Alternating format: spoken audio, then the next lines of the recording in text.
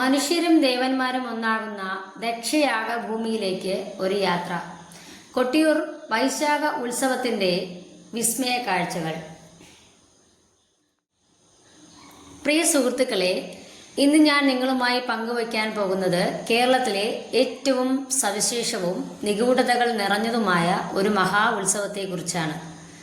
വടക്കേ മലബാറിന്റെ കുംഭമേള എന്നറിയപ്പെടുന്ന കണ്ണൂരിലെ കൊട്ടിയൂർ വൈശാഖ മഹോത്സവം സാധാരണ ക്ഷേത്രങ്ങളിൽ നിന്നും തികച്ചും വ്യത്യസ്തമായി പ്രകൃതിയുടെ മടിത്തട്ടിൽ ഒരു കാട്ടിനുള്ളിൽ നടക്കുന്ന ഈ ഉത്സവത്തിന്റെ തുടക്കം മുതൽ ഒടുക്കം വരെയുള്ള ചടങ്ങുകളും അതിനു പിന്നിലെ ഭയഭക്തി നിറഞ്ഞ ഐതിഹ്യവും നമുക്ക് വിശദമായി തന്നെ മനസ്സിലാക്കാം. കൊട്ടിയൂർ ഉത്സവത്തെക്കുറിച്ച് അറിയണമെങ്കിൽ നമ്മൾ ആദ്യം പുരാണത്തിലെ ദക്ഷയാഗത്തിന്റെ കഥ അറിയണം. ബ്രഹ്മാവിന്റെ പുത്രനായ ദക്ഷ പ്രജാപതിക്ക് ഭഗവാൻ ശിവനോട് കടുത്ത വിദ്വേഷമുണ്ടായിരുന്നു. ദക്ഷന്റെ മകളായ സതീദേവി തന്റെ ഇഷ്ടപ്രകാരം ശിവനെ വിവാഹം കഴിച്ചതായിരുന്നു ഈ ശത്രുതയ്ക്ക് കാരണം. ശിവനെ അപമാനിക്കാനായി ദക്ഷൻ ബൃഹസ്പതി സവനം എന്ന പേരിൽ ഒരു മഹായാഗം തുടങ്ങി. പ്രപഞ്ചത്തിലെ എല്ലാ ദേവീദേവന്മാരെയും ക്ഷണിച്ചെങ്കിലും മകളെയും മരുമകനെയും മാത്രം ദക്ഷൻ ക്ഷണിച്ചില്ല. എന്നാൽ ക്ഷണം ലഭിച്ചില്ലെങ്കിലും തന്റെ പിതാവിന്റെ യാഗമല്ലേ എന്ന് കരുതി സതീദേവി ശിവന്റെ വാക്ക് കേൾക്കാതെ യാഗഭൂമിയിലെത്തി. അവിടെ വെച്ച് ദക്ഷൻ സതീദേവിയെയും ഭഗവാൻ ശിവനെയും കഠിനമായി അധിക്ഷേപിച്ചു. ഭർത്താവിനേറ്റ അപമാനത്തിൽ മനം നൊന്ത് സതീദേവി യാഗശാലയിലെ ഹോമാഗ്നിയിൽ ചാടി ആത്മഹത്യ ചെയ്തു. വാർത്തയറിഞ്ഞ് ക്രുദ്ധനായ ശിവൻ തന്റെ ജഡ നിലത്തടിച്ചപ്പോൾ പ്രപഞ്ചത്തെ വിറപ്പിച്ചുകൊണ്ട് വീരഭദ്രനും ഭദ്രകാളിയും ജനിച്ചു. ശിവന്റെ കൽപ്പന പ്രകാരം അവർ ദക്ഷന്റെ യാഗശാല തകർത്തു. ദക്ഷന്റെ തല വെട്ടിയെടുത്ത് യാഗാഗ്നിയിൽ എറിയുകയും ചെയ്തു. പിന്നീട് ദേവന്മാരുടെ അപേക്ഷ പ്രകാരം ശാന്തനായ ശിവൻ ദക്ഷന് ആടിന്റെ തല നൽകി ജീവിപ്പിച്ചു എന്നാണ് കഥ. ഈ ദക്ഷയാഗം നടന്ന പുണ്യഭൂമിയാണ് കൊട്ടിയൂർ. യാഗത്തിന് ശേഷം ശാന്തനായ ഭഗവാൻ ശിവൻ ഇവിടെ സ്വയംഭൂലിംഗമായി. കൊട്ടിയൂരിലെ 2 ക്ഷേത്രങ്ങൾ. ബാവലിപ്പുഴയുടെ ഇരു കരകളിലുമായാണ് കൊട്ടിയൂർ ക്ഷേത്രങ്ങൾ സ്ഥിതി ചെയ്യുന്നത്. ഇക്കരെ കൊട്ടിയൂർ എന്നും അക്കരെ കൊട്ടിയൂർ എന്നും. ഇക്കരെ കൊട്ടിയൂർ ഇവിടെ വർഷത്തിൽ എല്ലാ ദിവസവും പൂജയുണ്ടാകും. ഒരു സാധാരണ ക്ഷേത്രം പോലെയാണിത്.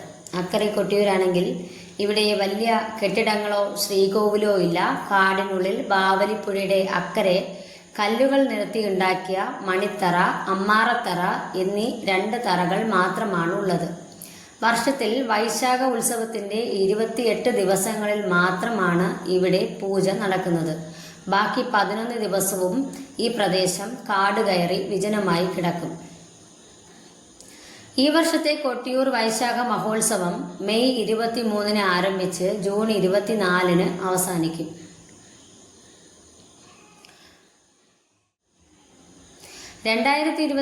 മെയ് 23 അതായത് മേടമാസത്തിലെ ചോതി നക്ഷത്രത്തിൽ തുടങ്ങി 2026 ജൂൺ 24 ഇടവമാസത്തിലെ മകം നക്ഷത്രത്തിൽ അവസാനിക്കുന്നു.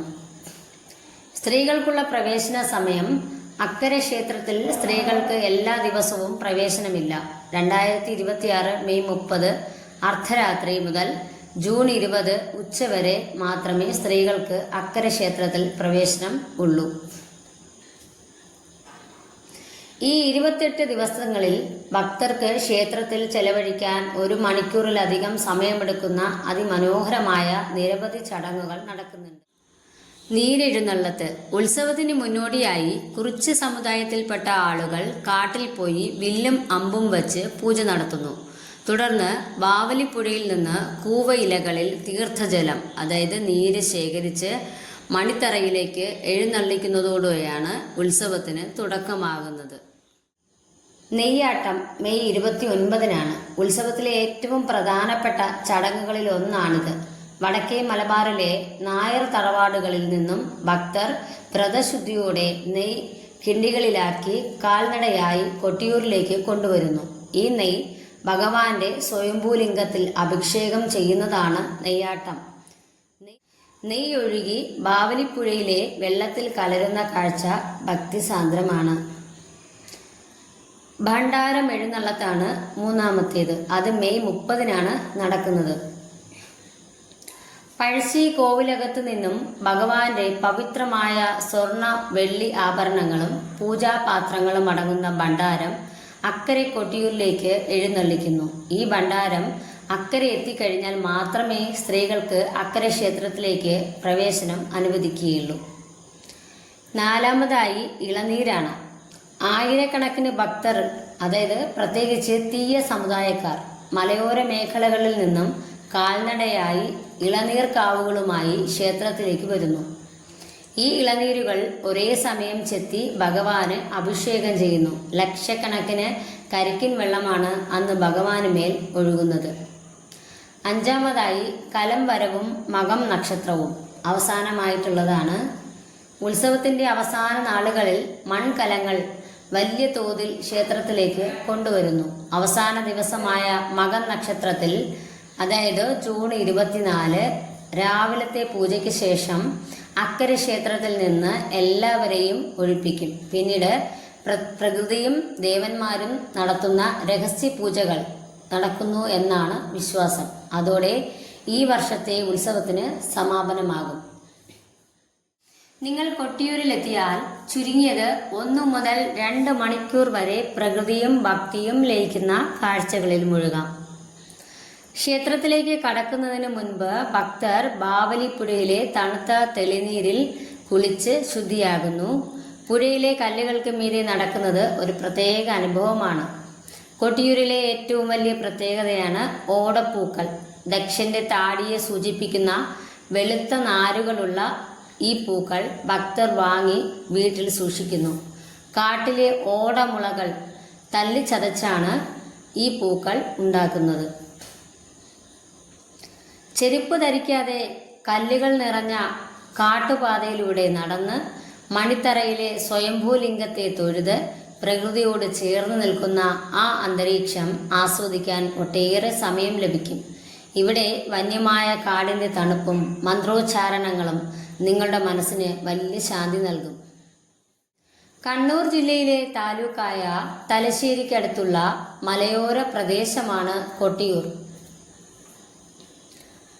ഏറ്റവും അടുത്തുള്ള railway station തലശ്ശേരിയാണ്.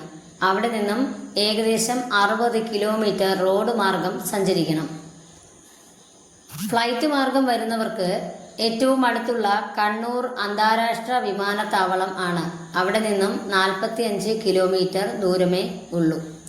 Road മാർഗമാണെങ്കിൽ Kannur, Thalassery ഭാഗത്ത് നിന്നും വരുന്നവർ തലശ്ശേരി, കൂത്തുപറമ്പ്, മട്ടന്നൂർ, പേരാവൂർ, നെടുംപൊഴി, കൊട്ടിയൂർ. വയനാട് ഭാഗത്ത് നിന്ന് വരുന്നവർ മാനന്തവാടി, ബോയ്സ് ടൗൺ. ഉത്സവ സീസണുകളിൽ KSRTC കേരളത്തിന്റെ വിവിധ ഭാഗങ്ങളിൽ നിന്നും പ്രത്യേക ബസ് സർവീസുകൾ നടത്താറുണ്ട്. കേരളത്തിന്റെ തനതായ പ്രകൃതി ഭംഗിയും ആചാര പെരുമയും ഒത്തുചേരുന്ന കൊട്ടിയൂർ വൈശാഖ മഹോത്സവം ജീവിതത്തിൽ ഒരിക്കലെങ്കിലും കണ്ടിരിക്കേണ്ട ഒന്നാണ്. ഇതുപോലുള്ള അപൂർവമായ ഐതിഹ്യ കഥകൾക്കും കേരളത്തിലെ പ്രശസ്തമായ ക്ഷേത്ര വിശേഷങ്ങൾക്കും യാത്രാ വിവരങ്ങൾക്കുമായി നമ്മുടെ ഈ ചാനൽ എല്ലാവരും സപ്പോർട്ട് ചെയ്യുക, സബ്സ്ക്രൈബ് ചെയ്യുക. ഈ വീഡിയോ നിങ്ങൾക്ക് ഇഷ്ടമായെങ്കിൽ തീർച്ചയായും ലൈക്ക് ചെയ്യാനും നിങ്ങളുടെ സുഹൃത്തുക്കളിലേക്ക് ഷെയർ ചെയ്യാനും മറക്കല്ല്. അടുത്ത വിശേഷങ്ങളുമായി വീണ്ടും കാണാം. നന്ദി.